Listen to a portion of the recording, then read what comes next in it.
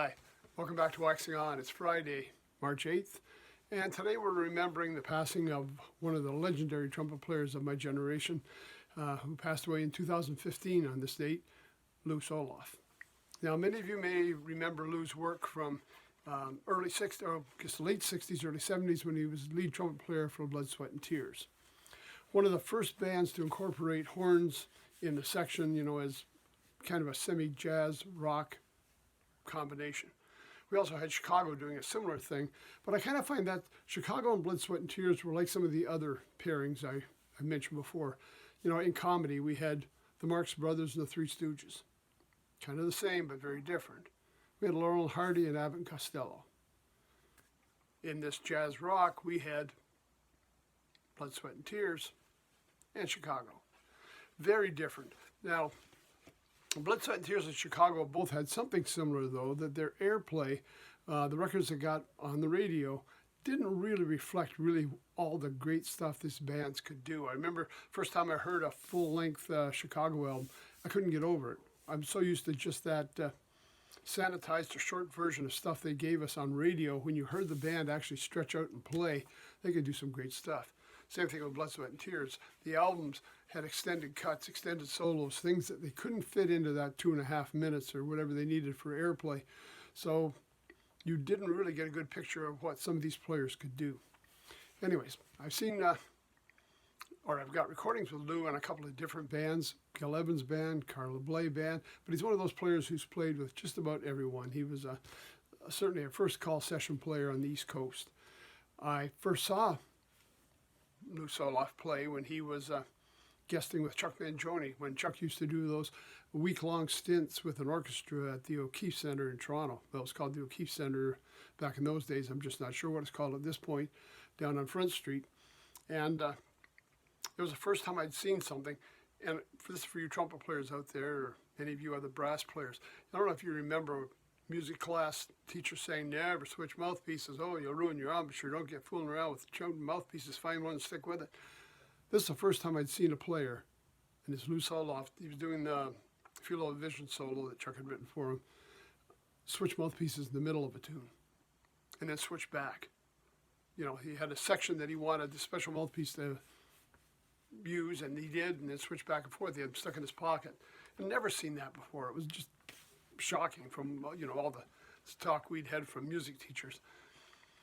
Anyways, I never got to see him live with Blood, Sweat and Tears. By the time I got to see Blood, Sweat and Tears, we were on, I think, the fourth version. If you consider Al Cooper being the first version, David Clayton Thomas 2, Jerry Fisher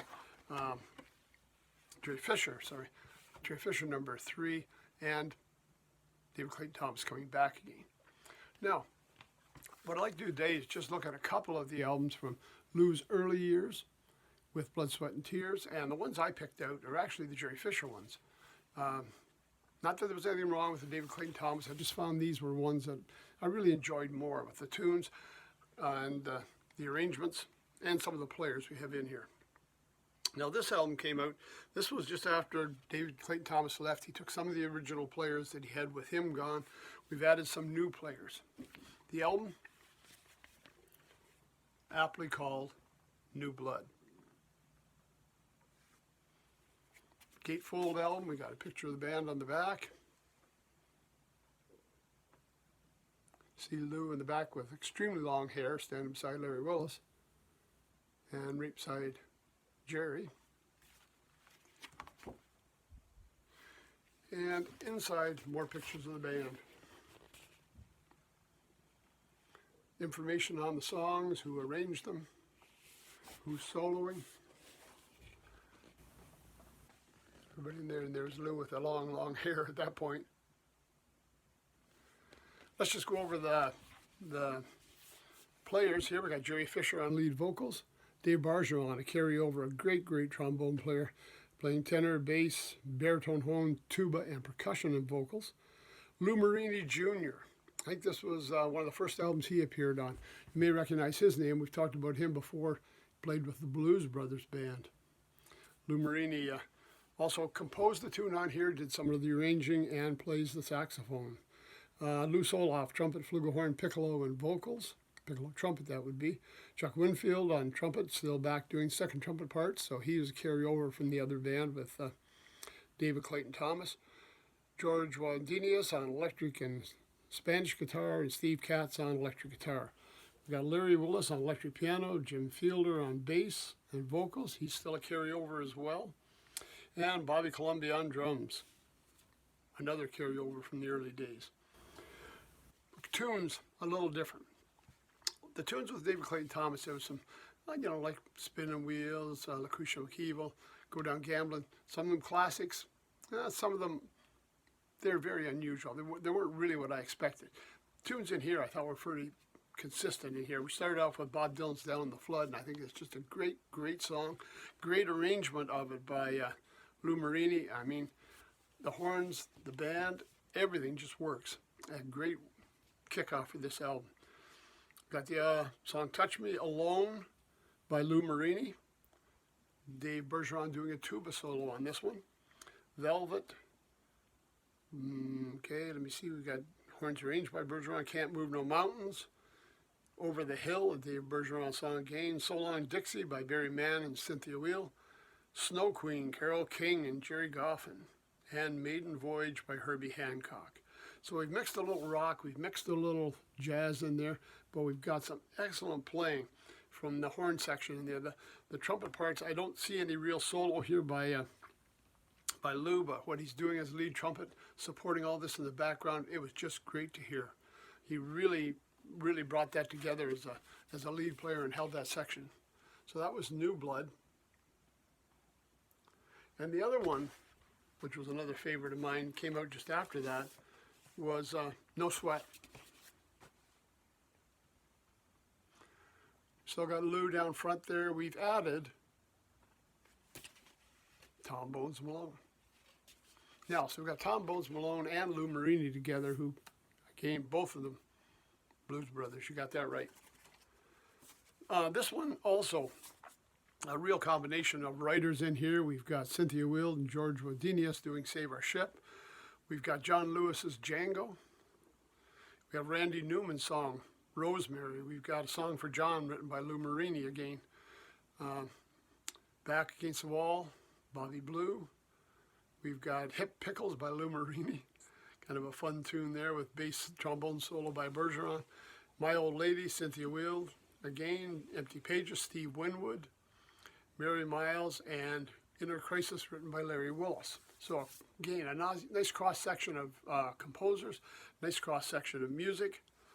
This time we've got Jerry Fisher on lead, vocals, Bobby Columbia on drums, Jim Fielder on bass, Larry Willis on pianos, George Wodinius on guitars, Lew Soloff trumpet, Dave Bergeron tenor and bass trombone, Lou Marini on all the saxes, and Tom Malone on, let's get ready, second trumpet, flugelhorn, tenor trombone, saxophone, flute, alto flute, and Fender bass. Goodness gracious, could he have played any more instruments?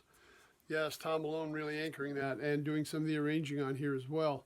This time, in the song Almost Sorry, we get a trombone solo by Bergeron, but we get a Leslie trumpet solo by Lew Soloff. So not only holding down the lead parts, he's doing some soloing as well. And again, it's another album where he's not featured out in front as a soloist. I mean, some of that shows up in the Carlo Bley and Gil Evans material, but he shows just how strong he is as a lead player to pull that section together, to lead the band through, and how he balances and just makes the songs not by solos, but by playing what's there and showing how a lead player should play. So we've got Blood, Sweat, and Tears, No Sweat. Blood, Sweat, and Tears, New Blood. Two excellent albums featuring Lew Soloff as a lead trumpet player in a rock band. And again, these are a couple I'm going to be listening to over the weekend just to kind of remember those days. Check out the others. If you look online, I mean, there's a lot of stuff on his discography for people he's played with or bands he's been in. Check them out. The Carlo Bley stuff is excellent. The Gil Evans stuff, really great. Gil Evans does Hendrix, excellent album. I've got two from Sweet Basil's that he was doing. I mean, he really just nails his stuff. And he was just such a superstar. It's a shame we've lost him since then. Luckily, the music lives on here, online. All of these albums are available. Check them out. If you can get hard copies, that's great. You get some extra stuff with extra package information, photos, things like that. But if you can't, just give it a listen. That's it for Friday. Remembering Lew Soloff. We'll see you on Monday when we're back. Everybody have a great weekend. Take care. Stay safe. We'll see you on Monday.